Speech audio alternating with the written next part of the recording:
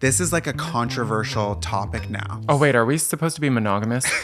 Oh, got some explaining to do. Yeah. It's easy for someone to say, oh yeah, like look at these guys, they're slummy landlords. I don't understand cameras. It's not something that brings me joy. Bitch, you would not have a video to watch if it wasn't for me. I don't like to discuss our history with real estate. I really think it's something that we should be proud of. We just need to make enough to put on a batch of homebrew once a month and plant our little gardens. We don't need to be out here on private jets.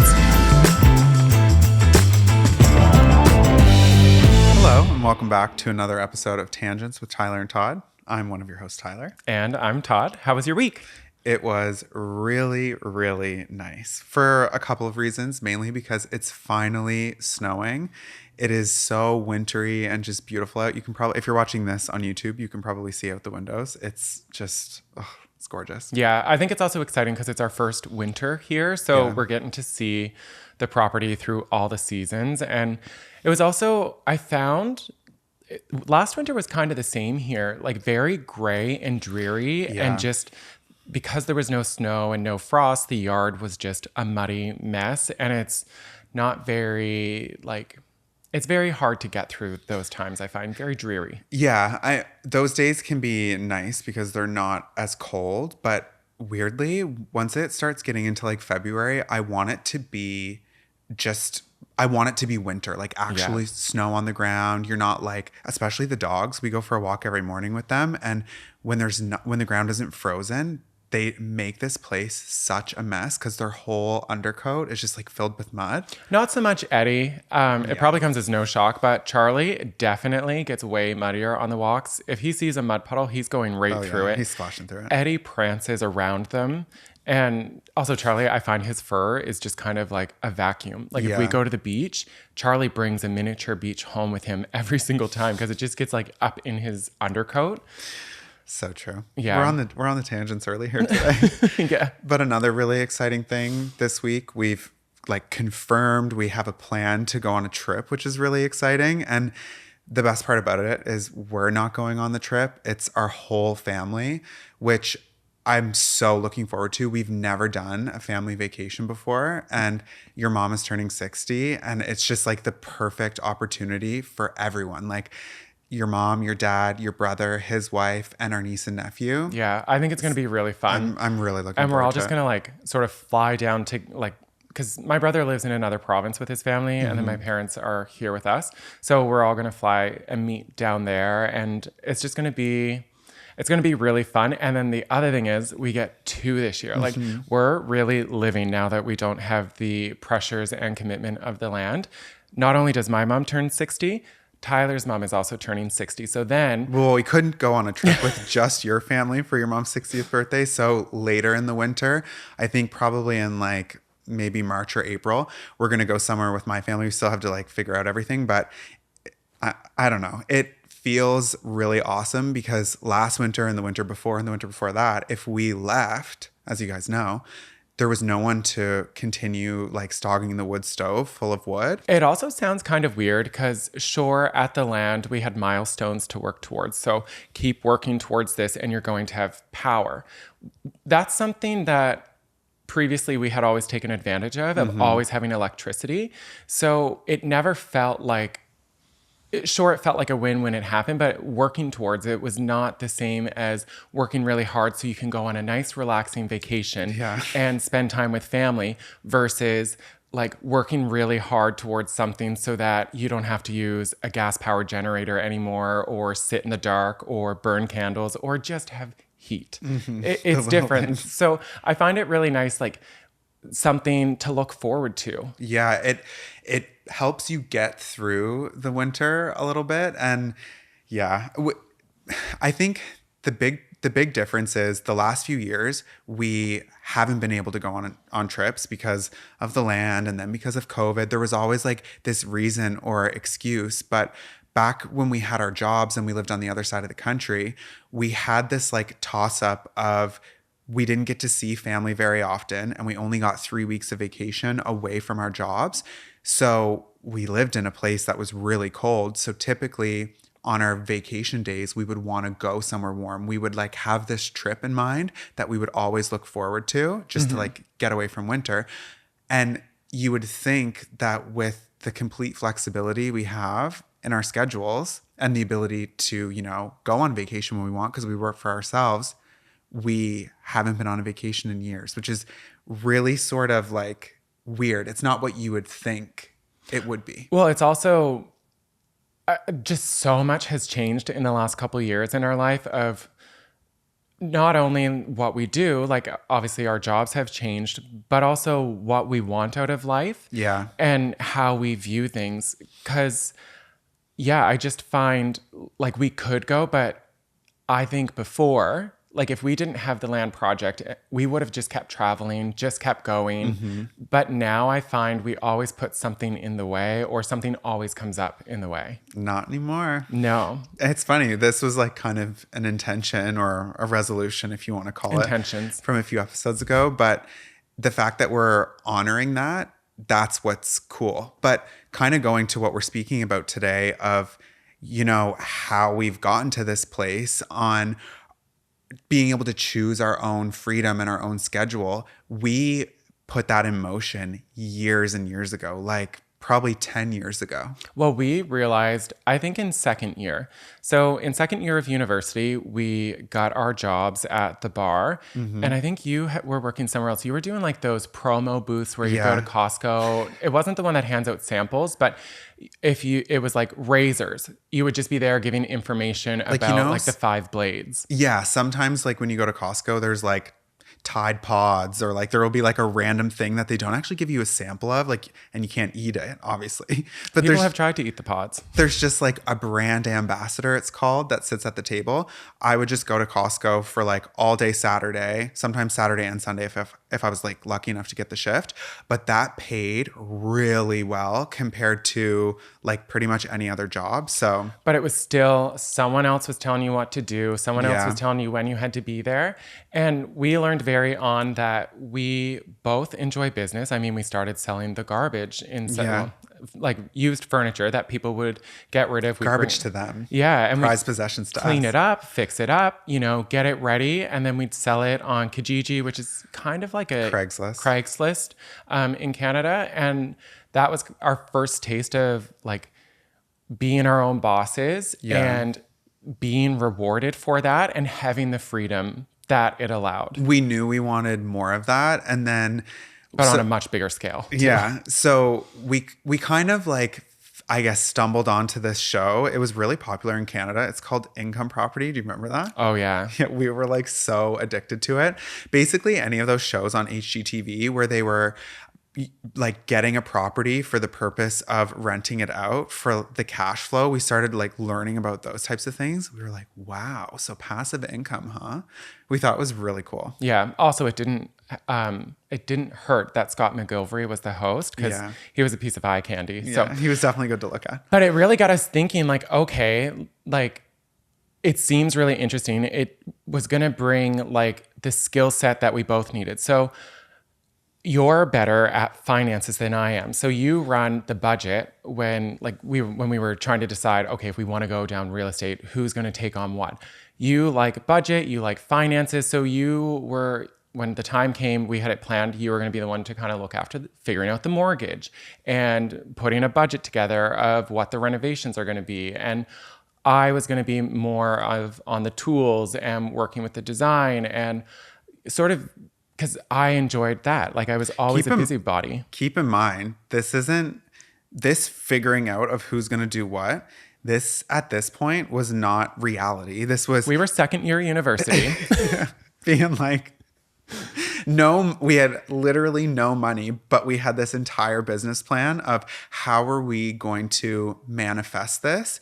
And had we have not done that and spent hours and hours just daydreaming about it, I don't think that it ever would have happened. No, but it's also like it gave us something to work towards. So we sacrificed like the social side of university for the most part. We didn't go on the spring break trips. We didn't go drinking every weekend when our like friends would always be inviting us out. Rather than being at the bar drinking, we were working at the bar, serving those that were drinking, so we could be putting money towards our goal of buying a property. Our first house. And Yeah. we wanted something to fix up. So it was just always like, I think that was a drive to keep us working as well. But then reality set in. So by the time we were, It always ruins things. it's not fair. I don't like reality. Yeah, me neither. But you got to roll with it.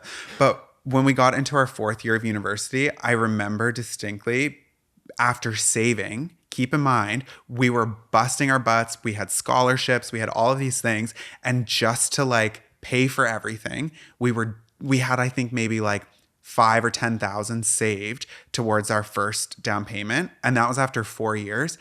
It was really, I think, just eye-opening how long it took to save our first nest egg in order to buy our first house. But something very fortunate, I was going to say lucky, but it was a lot of hard work.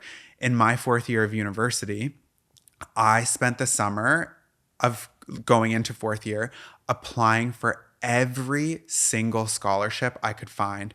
I applied for probably maybe 50. You wouldn't believe the amount of essays that I had to write in order to apply for all of those. But I ended up getting a lot because I had almost a 4.0 GPA at the time. And it was nuts. So I had enough to pay for all of the schooling, all of our living expenses. We bought that green couch set. Yeah. That was also with that. But also, I want to give you a bit more credit than just saying it was the summer before. So in your first semester of first... I got a lot of scholarships. But yeah, but even in your first semester of first year, like you were having fun at university and got put on academic probation because your grades tanked. And so...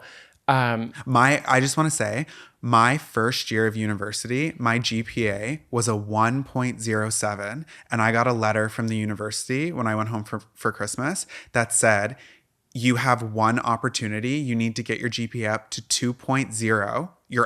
The average. Including those ones that are already down here, across all of them, you have to bring it up. You have to bring it up to at least 2.0 by April. So I only had 4 months, or you're kicked out of school. That was my wake-up call. Props to the university, though, for doing that. Oh, they don't play games. I feel like it ruins their reputation. Like we both went to a good school. Yeah. And they don't like want people, they could have easily just kept taking your money and let you fail at the end, but they want people that are there. Because if you're not there to learn, they'd rather sell that seat to someone that does want to come there and learn. Absolutely, yeah. But it is pretty cool, the transition of going from being on academic probation, getting 2 C's and 2 F's in my first year, to getting a complete free ride in my 4th year of university and having enough left over that we were able to put down our down payment on our first place, combined with the selling of the garbage. Like it. And the textbooks. I have actually never thought about that before, Todd. If I wasn't on academic probation, maybe I wouldn't have had that fire to completely overcorrect and be like, it was such a good student. Second semester was the first time I ever saw you open a textbook. Yeah. So it did work. In case you're wondering, I'm not as smart as Tyler, so I didn't get any scholarships, but that's okay. I got to live off yours. Yeah, you benefited from them. But the point being, though, that once we bought our first place, that was really eye-opening on, the power of real estate. Every month now, we were paying down a mortgage that this house would eventually be paid off versus renting. We felt like we weren't going to get anywhere, and we knew that we wanted financial freedom one day. But where we really started, I think, to understand the power was, so obviously we had never renovated a house. We had never owned a house before.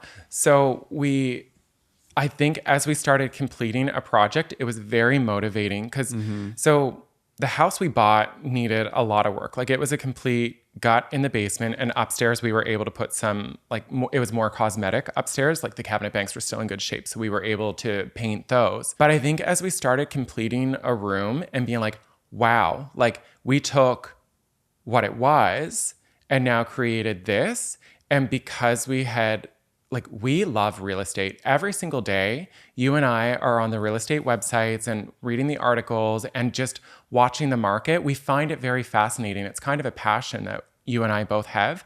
And I think as we were completing the rooms, we were able to see like the investment that we were making. And From our time, you mean? like, yeah, like, okay, this room took 3 weeks of working every single night from 4 o'clock when we got home until midnight, doing it all again. But look at it now. And then we'd be like, okay, this would add X amount of value if we were to sell the property. It was kind of like a game almost. Like it was just something that we were like, this, we can really make a go of doing this. It also, I'm just thinking like, it's kind of cool going back through these like stories and like the timeline of things, because I'm able to look at it from a different angle now that we're not in that time. But I think it also, part of what was fun about that first one was it tied into our extreme couponing phase. So we, in third year, got addicted to coupons. We had a massive stockpile. It was just so much fun. And it wasn't always... We were heavily influenced by TV, clearly. Very. We watched extreme couponing, and these ladies, they had like the biggest ring binders you can imagine. We had those binders. Yeah, we did have those binders. With like the little hockey card sleeves, so you could put all your different coupons pre-sorted. I can't believe we're talking about this, but we lived in an apartment building, and every single person that lived in that apartment building, there were hundreds of units, they just threw their flyers away, and you could go down just like in the like recycling room and just take all of the flyers that had the coupons in it. So we had this whole thing where we were able to buy like deodorant for free, shampoo for free, but then we started figuring out how you can actually get paid to buy something. So basically you could stack deals. So if you used your loyalty card plus your coupon, plus you got it on sale, plus there was a mail-in rebate, we were getting paid by Walmart to take stuff out of their store that we could donate. But we weren't being wasteful with it. So no, like a not good at all. example, like we shared all of it with our family and friends. And we donated a lot too. We ran out of space in the apartment. So we actually took the closet in my childhood bedroom at my parents' house for our overflow stockpile. And they were allowed to take whatever they wanted from it. That was the rent for the closet. But a good example was the women's shaving cream. Yeah. I still remember that one. The way it worked out, when it would go on sale just right and the coupons would align, you'd get $1 back by buying the tall can of shaving cream. Obviously, we're not going to be shaving our legs, but we were getting $1 towards our grocery bill, and then we were giving those shaving creams to our cousins and our friends and our moms, anyone that could use it. So we were helping them, but also we were getting financially rewarded by having $1 off of the grocery bill. Yeah, I totally forgot about that. That's a podcast in itself. Like I could go on about couponing. I don't think it's the same anymore, though. Like I don't think you can. I bet you. If you could, maybe. I just don't think the sales are there. Not in Canada with inflation. Yeah, like true. The coupon prices haven't gone up, but the sticker price at the store has. Yeah, that's actually a really good point. But so how we got onto this is I feel like that led into the house reno. So I still remember when the paint that we liked went on sale. Like we had researched what we thought was the best, the Seco paint. Yeah. When it went on sale, we went and bought all the paint we needed for the house all at once, but we didn't tint it because we didn't have the paint colors. We were crazy. They thought we were so crazy. I think we left with like 20 cans of paint. But I remember the sale, buy 2 cans, get 1 can free. Like so crazy. And it was a one time a year sale. So we stocked up. And then as we got to a room, we would take the can back to the hardware store and they would tint it for us. And then we would just go and paint the room, but we had that savings. Yeah. So I think that was also part of it. That's just one example, but we always loved shopping around to find a deal, whether it was going to Habitat for Humanity's Restore and seeing what we could get there. Because it's not just used stuff at those stores. There's a lot of new product that people have lost the receipts and can't return it, or who knows what the reason is. Overflow. I think sometimes like Home Depot will send their overstock there as well. Yeah, it's definitely an overstock situation. But that first place that we moved into, we had no intentions to sell it. Like it wasn't like we were flipping properties or doing anything like that. We just that was going to be our home that we were going to live. I got my first job. We were lucky enough to get that place. And the goal was to renovate it so it's worth more at a future point. And we had the option to put a HELOC in place Yeah. and pull that equity that we had built into the house. We'll get into that later. This was our intention.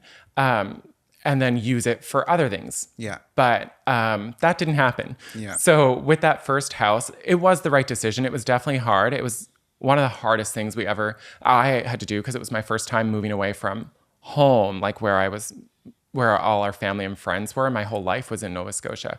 But we had an opportunity, we talked about this in a podcast, for Tyler to take a job across the country. And of course, we had to take it. It was too good of an opportunity to say no to. Yeah. Plus, in that city, Todd got an amazing offer for his first full-time job too. And it was just like, it made financial sense to do it. However, we had only been in that place for 9 months. But during those 9 months, every single evening when we got home from work, we were working on the house. So by then, it was so much nicer than when we bought it. And when I got transferred on the other side of the country, we had to sell it. And the amount that it went up in value was mind-blowing. Well, we knew, okay, so there's two things. One, we might have priced it a little too low. Yeah. It sold in the same day. It sold in 24 hours. And if you look at real estate in Nova Scotia in 2014, that was unheard of the time. Like properties were sitting for 3 to 6 months before they start to see some action. And this one we don't know if we priced it too low or we just knocked the renovations out of the park, but it was also a good sign because we were down to the wire of when we had to go and we needed the money that we had made in this house. We needed that money out of it, the house to be sold, because the way that we had bought our house out west, the next day we were to take possession of it. So we needed the money to go for the down payment on that next house. Yes. And the great thing was the area that we moved to on the other side of the country in Edmonton, that was a more expensive market for us to buy a house in. So had we have not spent the last 9 months creating that equity, even though we didn't know at the time that we were going to need that, it helped us so much.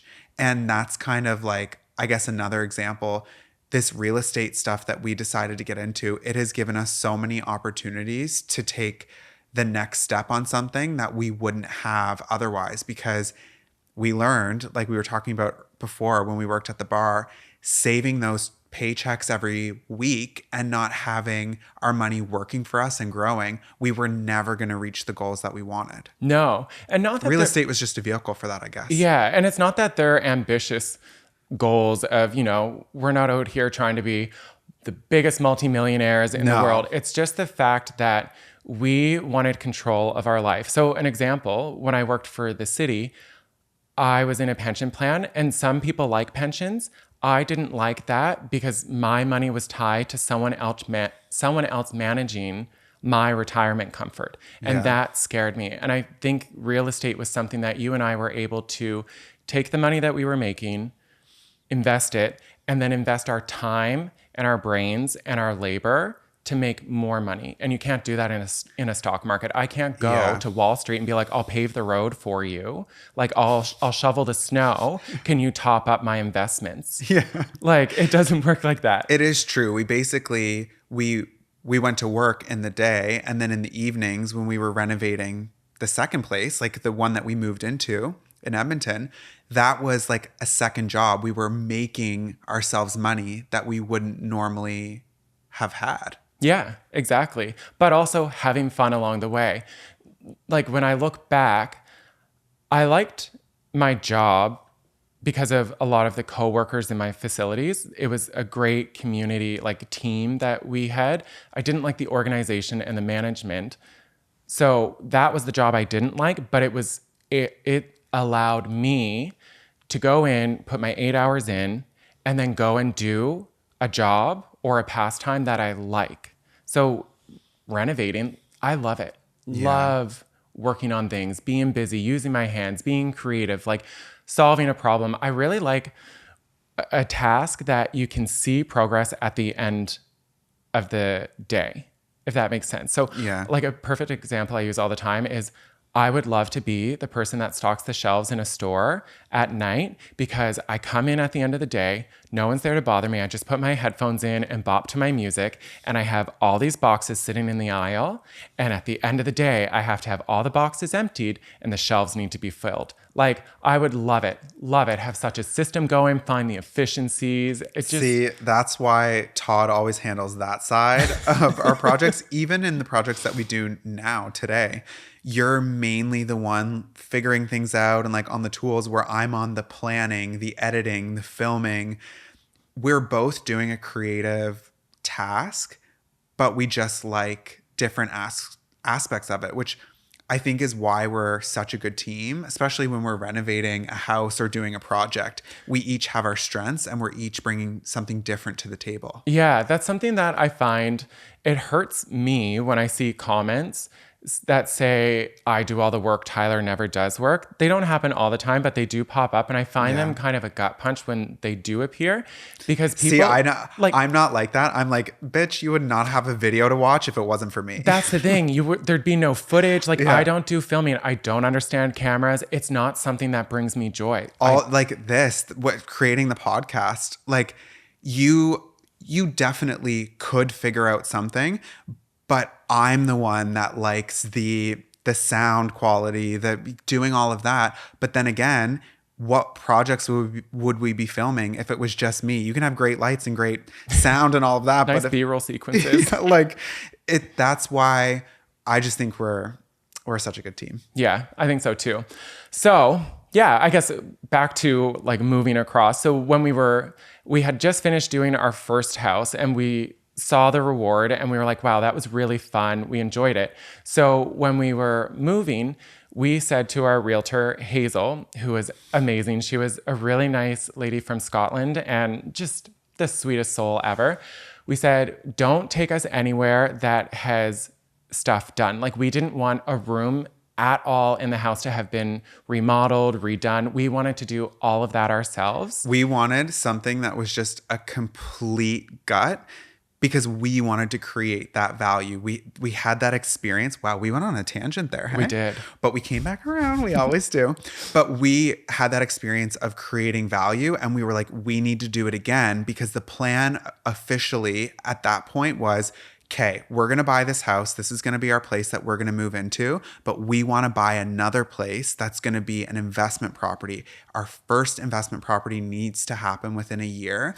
But we didn't know. We were on the fence. So is it going to be a separate property, or is it going to be adding a secondary suite into the house that we bought? So we didn't know exactly what it was, but that was something that was also in our mind when we were looking for houses. Like, how could we easily take the downstairs and turn it into an apartment to offset our mortgage cost? Yeah. So that's kind of where we were. It was actually a really nerve-wracking experience to not only be moving across the country, but going to a city that we'd literally never been before. It was weird because we didn't know what areas were good, what areas were bad. It was a really confusing sort of time. Yeah, I think that's also when we realized just how different real estate is, and each geographic location is so different. Like, real estate in Nova Scotia at the time, even now, is still way different than out in Alberta. So that's where we relied on our realtor, Hazel, who was really great throughout the process. She took us around, showed us the areas that were good, kind of said, okay, like, this is a house that you could put a basement apartment in, or this area doesn't allow that type of development. Like, she really got what we were trying to do, the financial freedom we wanted to create out of our home. But that was because when we were trying to find a realtor, we were like, searching for realtors that specialized in secondary suites. Remember, we wanted someone that understood properties that had the potential to be investment properties, because we always knew when we bought that place out there, yes, we're moving into it, it's going to be our home, but it needs to have some sort of a use after it so it could provide us some passive income. Yeah, exactly. And so when we found the house, like, we fell in love with it right away. It's called a 4-level split. So it's 2 levels, like one all the way in the basement underground, one partially above ground, and then 2 above ground. It's an affordable way of increasing the square footage on a smaller lot size. Yeah. So it's also really well designed to split into 2 units. So the bottom 2 floors become 1 unit, the top 2 floors become 1 unit. So we got to work. We didn't know exactly what we were going to do. We didn't do any structural things to it. It was strictly all cosmetic. And we just got to work on renovating it, making it our own, modernizing it, because that was something we wanted, was the ability to, again, build equity. But the thing was, we didn't have the money to be able to split that home into two because that is such an expensive renovation that we just wanted to do cosmetic renovations at that point. You can do it cheaper, but we always believe in permitting and doing things above Yeah. board. And this is why people have said about the land, you could do it so much easier if you weren't concerned about permits. Why are you going after permits? Because you're making an investment. Like, it is an investment. I want it to be able to be sold at the end. So a lot of times you'll see basement apartments that are added that aren't permitted. So they don't meet the safety codes and all these different The things. fire rating, all of it. And so if something happens in that unit, your basement tenant has a kitchen fire and that spreads to the upper unit, like, your insurance could be void because you haven't followed the proper procedure. So that was just something we weren't willing to do. And then we just stuck to the cosmetic, and we figured out another way to enter the investment property market of becoming landlords. Yeah. So our friend, our best friend at the time, she was like, you know what? I'm moving across the country too. There's better job prospects in Edmonton. And she moved into the house with us for a couple of months, like while she was trying to find a place to rent, but she could not find a place anywhere. It was so difficult to find a rental spot. So Todd and I were like, you know what? This is our opportunity. So we bought our first investment property, which was a condo. It needed a little bit of work, like had old, like gross carpet. So we put down laminate, we painted, we made it nice. And then once we started getting rent checks, that was the point where we were like, okay, in 25 years from now, all the rent that we collect, this place is going to be paid off. How amazing is it that somebody else is going to be paying our mortgage?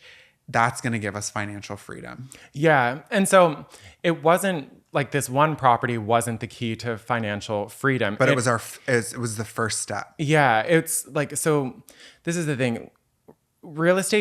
Our real estate at least, doesn't necessarily cash flow a huge amount. So Yeah. that's because we're very conservative in how we do it. So the way it works, we bring our rent in, and then obviously we have to pay the mortgage and the interest. So we pay that. Then from the top line of the rent, so say rent is $1,000, 5% of that will go into an account for vacancy, and because we know there is going to be a time when you're trying to re-rent that no one's there paying the rent. So we put 5% away, and then we put another 5% away because we know there's going to be repairs and maintenance that are going to come up, and you can't plan for them. You can't plan when a fridge is going to break. Yeah. So we always put little bits away, which obviously means there's less left over in our bank account for like paying for life.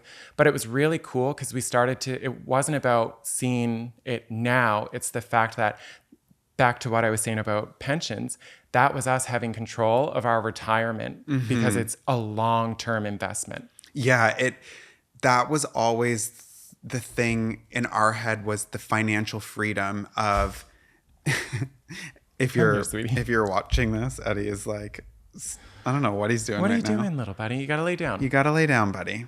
But yeah, long story short, it was realizing that if we don't do this, if we don't take these risks today, we'll regret it later, because like I just don't want to be locked into a job. We knew that was always the intention. If we weren't happy in our jobs one day, we wanted to be able to leave knowing that we have our own pension. We've created our own money, our own financial security in the future without having to rely on somebody else.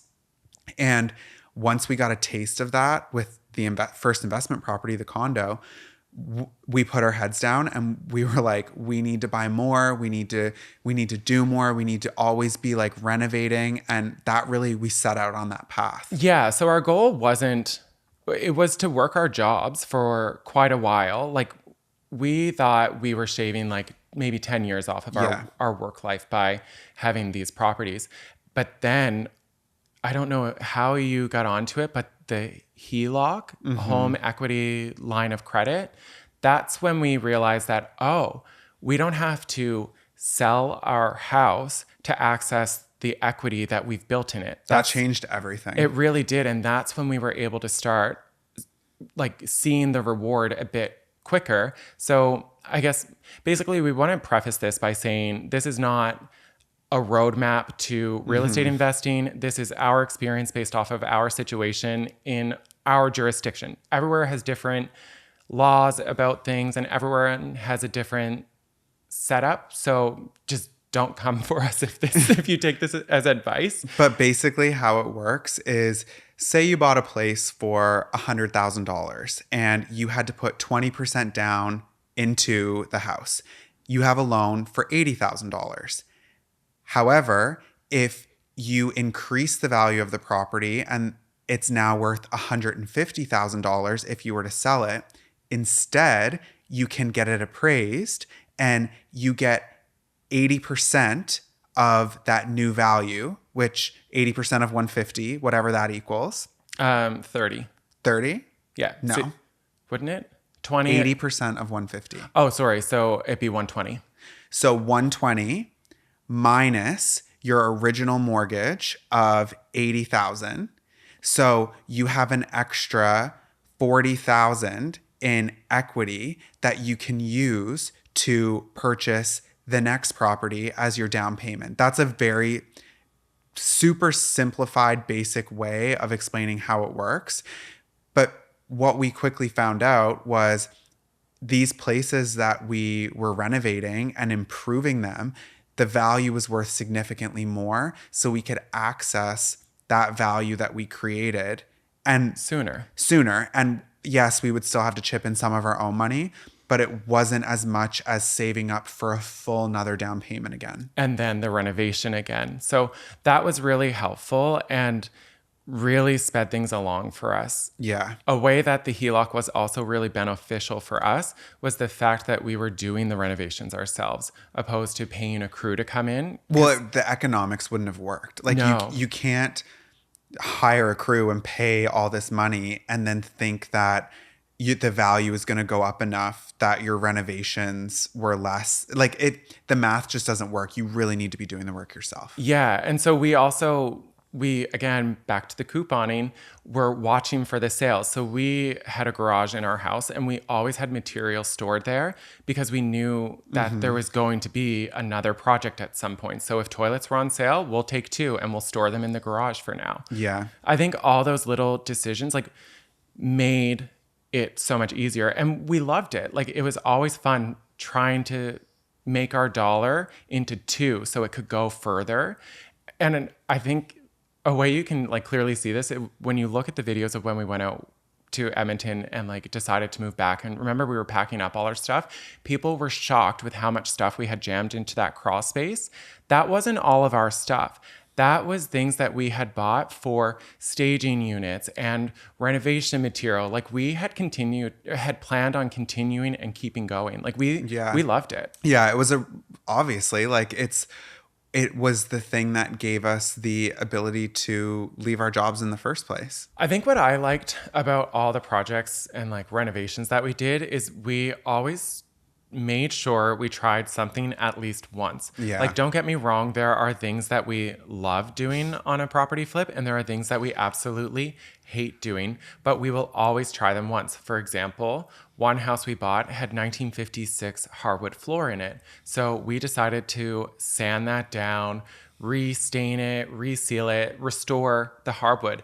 I would never, ever do that again. We have hardwood at the lake, and if it ever needs done, I will pay someone. I'll give them my left kidney. They can take the right one too if they want. I will never do that project again. It is a very messy and time-consuming job. It took so many evenings of us doing that. The corners. The sander was round, so you had to get in on your hands and knees to get all the corners by hand. Or the cat pee house. Remember that? Oh, yeah. So this one house was infested with cats. That one was really bad because when we took possession, they left an entire dumpster full of furniture and cat Yeah. feces and It like was really bad. soiled clothing, all of that behind. Yeah.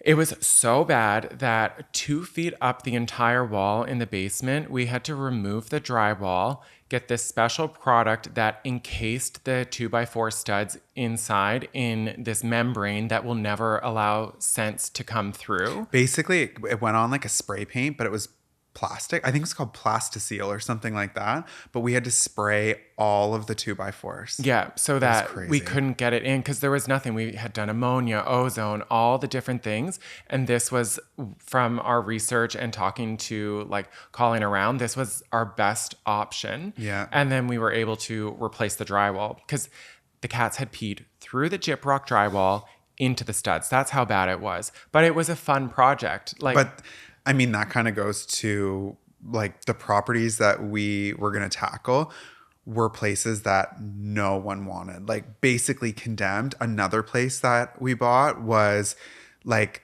it was a crack house. There's no way to explain it. There was machetes everywhere. in the Like, ceiling, there was a machete when we took the drop ceiling down, and the furnace had cocaine and pills in it. yeah, Like, it was nuts. There were people living in tents in the backyard. yeah, and that was the house that we restored the floors in because they had spray painted, like just one night decided to just start spray painting everywhere. So it was up the walls and across the floor. One bedroom, they just painted the floor black. Like, so it was taking all that back up. But we like that, like a real diamond in the rough. Which was cool because we were able to take a property that really no one wanted, convert it into this beautiful place that we were able to rent out. And it wasn't in, like, it was in a really good part of the city too. How this house got into that state, I don't understand. Like, Yeah. all the other. Kind of weird, hey? It was weird. It's not like it was a rough area of town or something. It was a nice family area.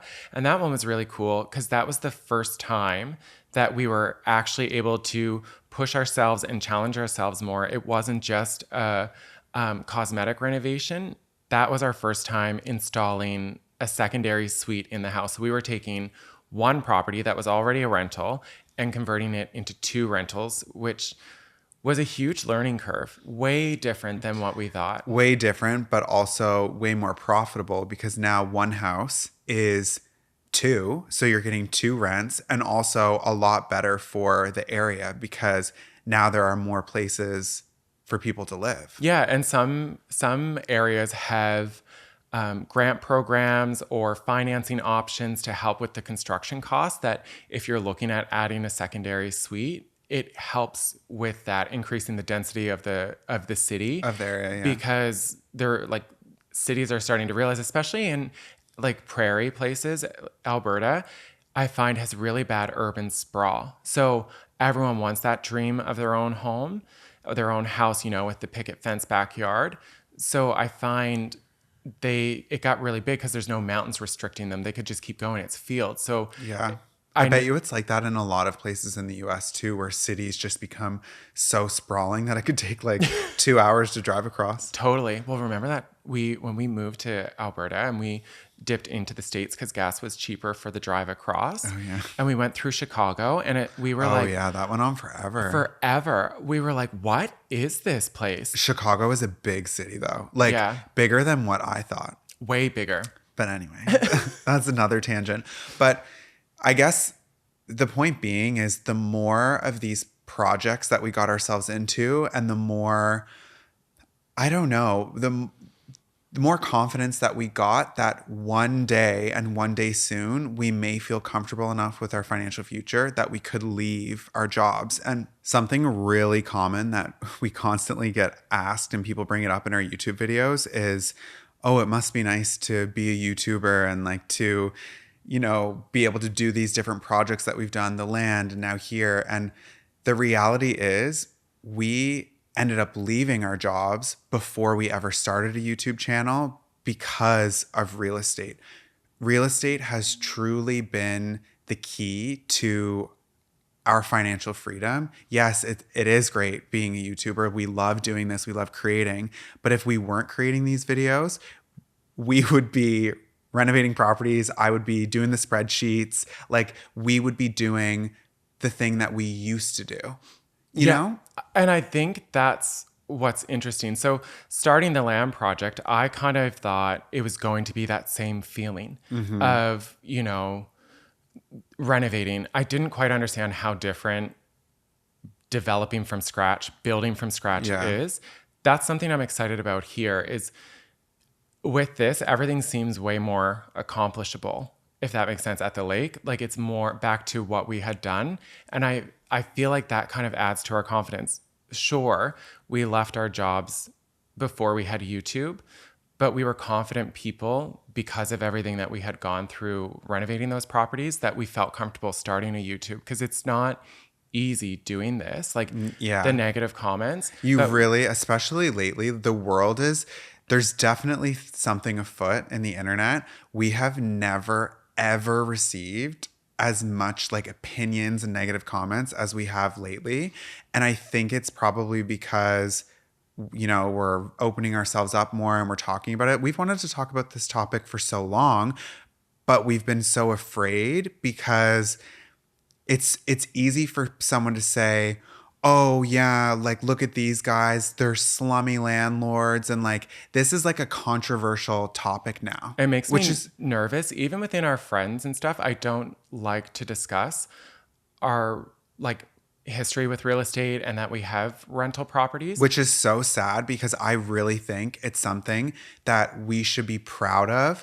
We've been so uncomfortable to talk about it because we know that that people will be controversial about it when in reality we are two guys that had nothing, worked hard, saved our money, invested in real estate, saw an opportunity Put the work in ourselves. and that is like the burning question. Is it our responsibility as citizens to provide housing for people, or is it the government's responsibility? Like, that's where I kind of like, It's all, and even we get conflicted on things. So, for instance, we have a couple units that are short term rentals, and we've made the decision that we're taking them off. So, in the next month or so, our bookings end because we didn't want to cancel anything that was in because people have made plans, but we are returning them to the long term market because we think that that's the right thing to do. Like yeah. there's a housing shortage right now. So I feel like that's a conscious decision we're making. We could keep doing, Airbnb because there's different pros and cons to a short term and a Yeah. long term. But Airbnb is a lot more work. People are a lot more needy. There's just a lot more admin that goes into it, but your property doesn't get the wear and tear of a long-term rental. Like I know most people are good and most people are like, they're not going to destroy your house, but all it takes is one. And unfortunately, we did have that one. We had a family that was renting a house, that the first house that we moved into in Edmonton, when we moved out of it, that family did $60,000 worth of damage. Yeah. All the walls, all the floors, the everything. appliances, it all had, I think we were able to save the fridge. We took a lot of Lysol wipes Yeah. and cleaned her out, but A that whole entire dumpster filled with stuff that they just left. not to mention All their garbage. the 6 months of rent that they just forgot to pay. And Yeah. so it's like there's so many different ways to look at this. And that's why I just get uncomfortable because everyone sees it from a different lens based on their experience and sort of what they've been through. I just think it's kind of a weird situation and time that we're in because when we first started on this path, the real estate path, I'll call it, it was something that if our friends were doing it or family or you heard it on TV, it was something to be really proud of.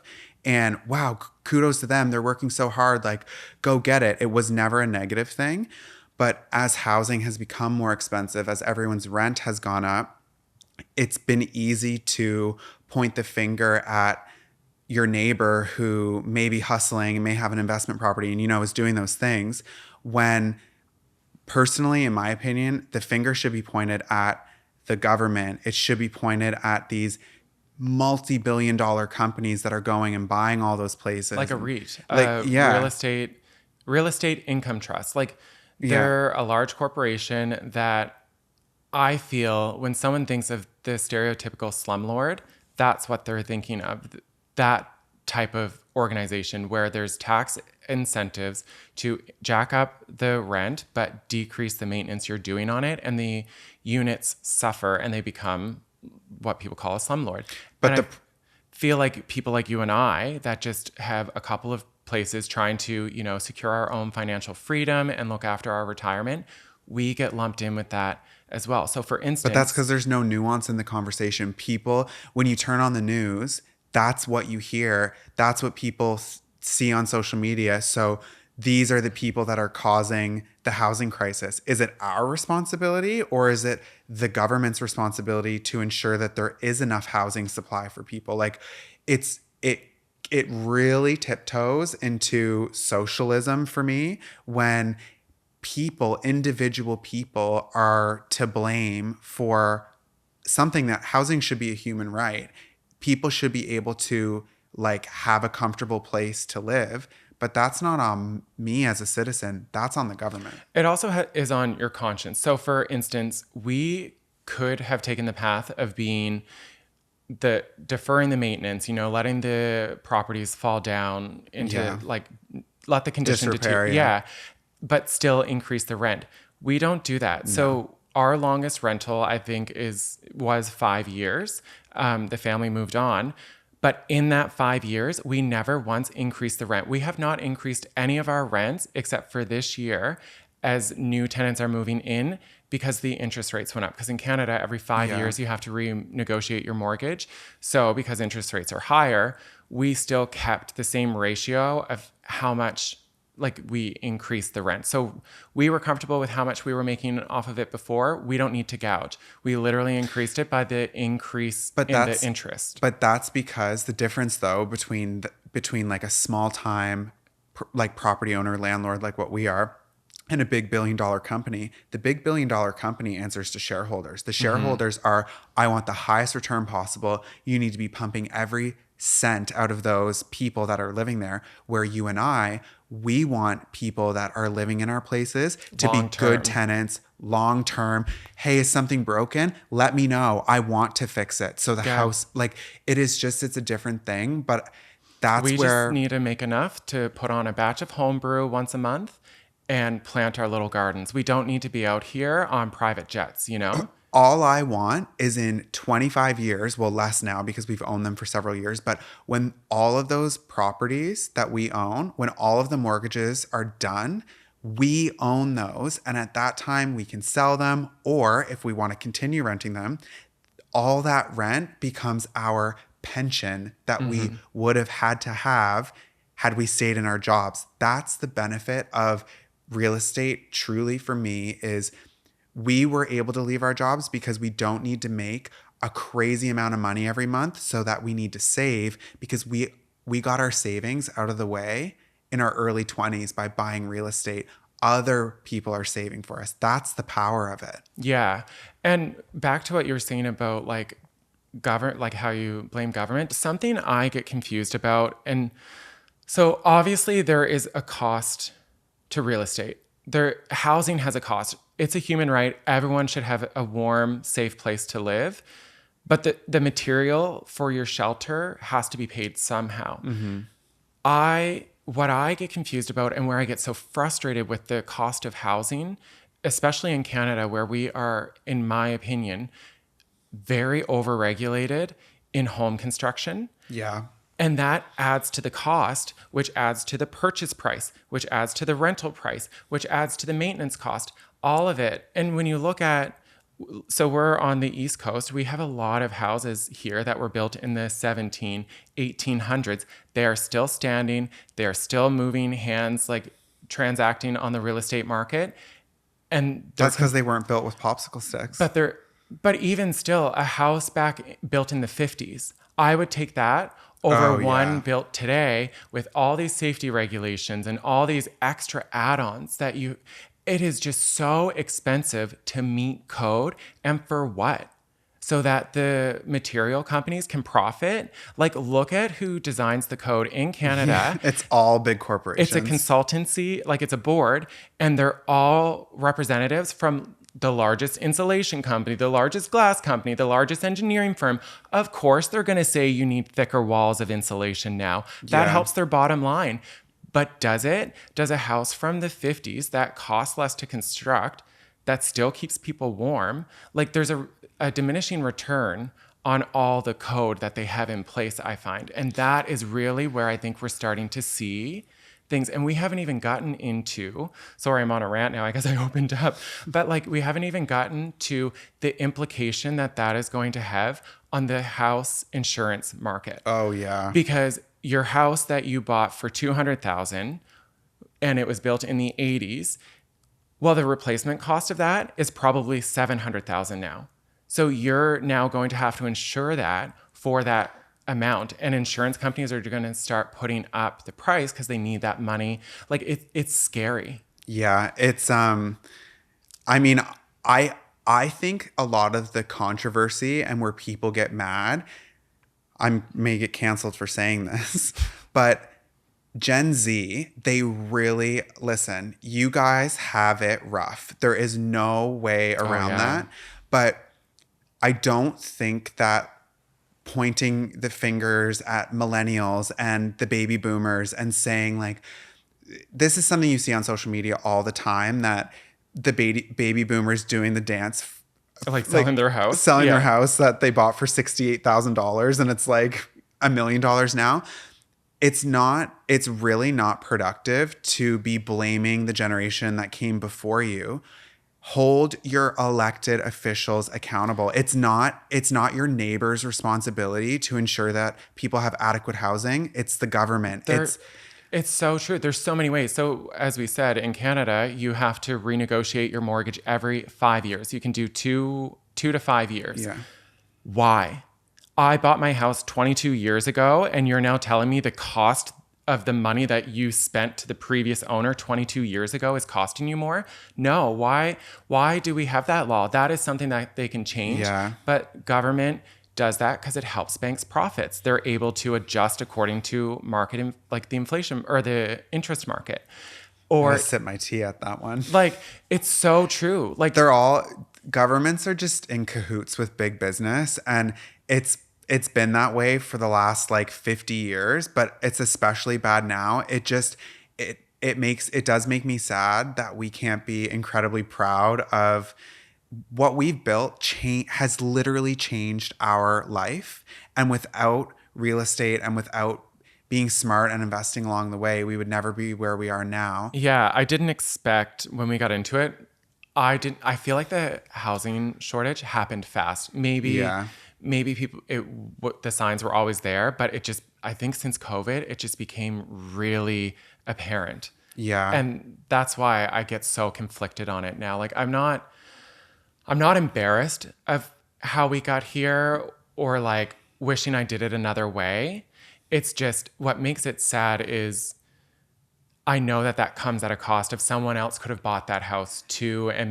But goes with everything. Yeah. You want to go to the dealer and buy that used Corolla. Well, someone gets there before you and buys it. Yeah. Like it's just a very I think the problem though is like a used Corolla versus like someone having like a warm roof over their head.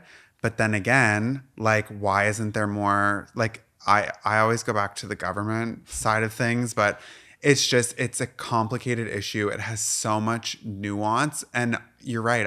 I feel more conflicted about it than I thought that I did, but I'm still proud. It's weird. Yeah. And it's not that I don't want to do more flips because I'm itching. That's why I'm really excited about here at the lake. Like, this is more of a true flip here versus at the land, which was new construction all from scratch. And I'm really excited to get back into that because I find that's a passion for me. Home building, no. Like, there's so many different things. Like, a flipper isn't necessarily a builder. Mm-hmm. And you always say flip, but That's not what you mean. No. So You mean a renovation. Flip is when you buy a property, you renovate it and you sell it. That's not what we do. That's not we like do, I guess, like a flip and hold. yeah. So that's where the HELOC comes into play. So we buy the house, we renovate it. That's what I'm referring to as the flip. And then we hold it as a long-term Yeah. rental. So yeah, sorry if my terminology wasn't Well, I correct just there. know what people are going to be like. Yeah, and see that, but that is a good example because flips like that hurt the real estate market for buyers because that changes the value of comparables where ours aren't hitting the market. Maybe I'm just rationalizing this for myself, but they're not hitting the market. So they're not actually increasing the comparables when you're pricing the house that you're trying to buy. And so the government did actually step up, at least in Canada, and there are penalties for flippers now because Yeah. that's a And it also takes a house away from someone that may potentially want to renovate that place themselves and create equity like we had the opportunity to do. yeah, exactly. But I guess it goes back to your Corolla thing. Like, well, maybe someone got there before you and they bought the Corolla, you know? Yeah. It's so tricky. But Yeah. what do you think? Time for some tea? Yeah, we need some tea.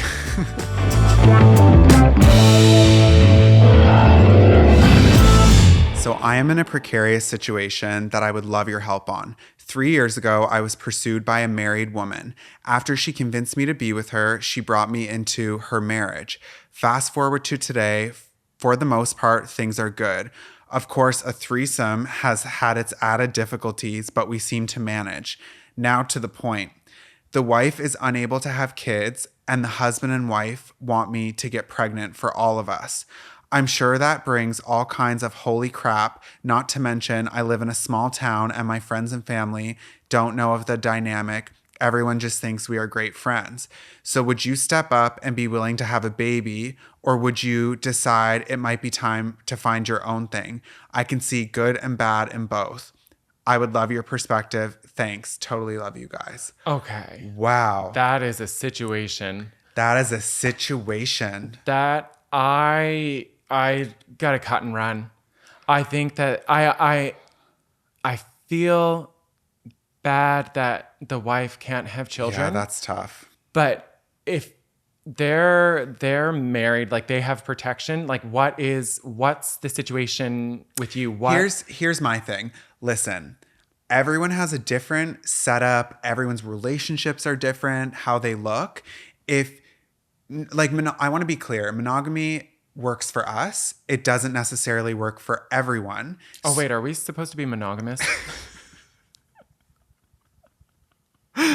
Oh, got some explaining to do. But this situation that they have, if this works for them, that's great. But I would want some like firm commitments that the three of you are going to make that relationship work for the long term before I'm ready to have kids. And That's what I was getting at. Like Yeah.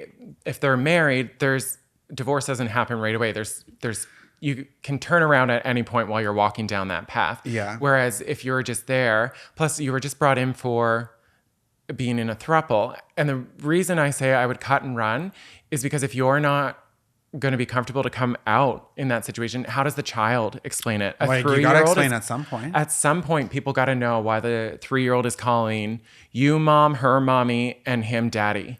Like I can't see it going well. Yeah, that's a really good point, actually. You live in a small town and your friends and family don't know of the dynamic. I think decide, are you ready for your friends and family to know of the dynamic? Make sure you do that first. Make sure you tell them. You don't need their approval like that. You're not seeking that, of course, but definitely let them know before you get pregnant in a throuple. I think step one. I think so too, because Yeah. if not, like it's just you're raising the child in a cloud of secrecy. Yeah. And But wow, that's a situation. how does that come up? Like before or after the threesome? Did he just, not put a condom on and be like, oh, sorry, we forgot to mention? Like, I feel like we don't know their relationship. Like, is it just a sex thing that you were brought in for? Or is there emotions and feelings? I'm assuming they're must be if they're looking Yeah. to have a family together. But it just seems like it's still a little too wishy-washy. I don't know if that was helpful or not, but that is some serious tea that you have. Yeah, and I just want to say, I really do wish you the best. Totally, yeah. It's just, I hope whatever decision you make, you can be truly open and authentic with it and just like live your life happy. Wishing you all the best. And if you want some advice from us, head over to tylerandtodd.com/podcast where you can share your tea and we will do our best to give you some sort of advice. We'll just give you our hot take. We'll keep it real with you guys. Yeah. But thank you for joining us for another episode. We will see you next Wednesday. Bye.